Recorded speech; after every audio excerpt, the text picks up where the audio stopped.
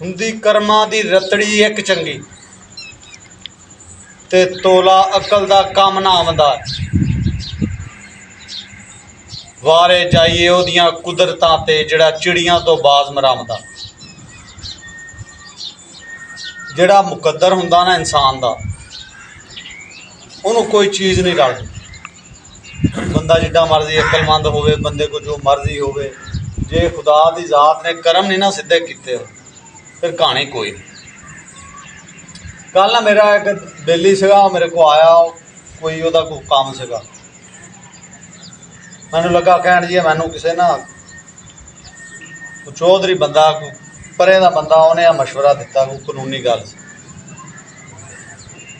ਗੱਲ ਇਹ ਆ ਵੀ ਜਿਹੜਾ ਬੰਦਾ ਜਿਹੜੇ ਕੰਮ ਨੂੰ ਕਰਨ ਜਾਣਦਾ ਹੋਵੇ ਨਾ, ਉਹੀ ਉਹਦਾ ਹੱਲ ਕਰ ਸਕਦਾ ਹੁੰਦਾ, ਹੋਰ ਬੰਦਾ ਹੱਲ ਨਹੀਂ ਕਰ ਸਕਦਾ।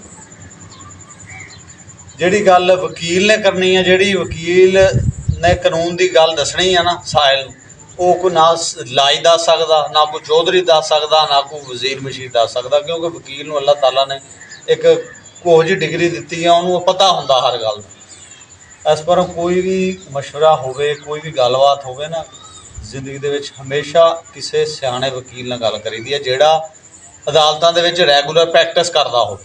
ਆ ਰਾਹ ਜਾਂਦੇ ਬੰਦਿਆਂ ਤੋਂ ਫਲਾਣੇ ਚੌਧਰੀ ਤੋਂ ਅਤੇ ਆ ਫਲਾਣੇ ਲਾਈ ਤੋਂ ਅਤੇ ਫਲਾਣੇ ਤੋਂ, ਉਹਦਾ ਕੋਈ ਫਾਇਦਾ ਨਹੀਂ ਹੁੰਦਾ, ਕਿਉਂਕਿ ਉਹ ਗੱਲਾਂ ਫਿਰ ਇਹ ਚੀਜ਼ਾਂ ਜਿਹੜੀਆਂ ਹੁੰਦੀਆਂ ਖਰਾਬ ਹੋ ਜਾਂਦੀਆਂ, ਫਿਰ ਬੰਦੇ ਦਾ ਨੁਕਸਾਨ ਹੁੰਦਾ।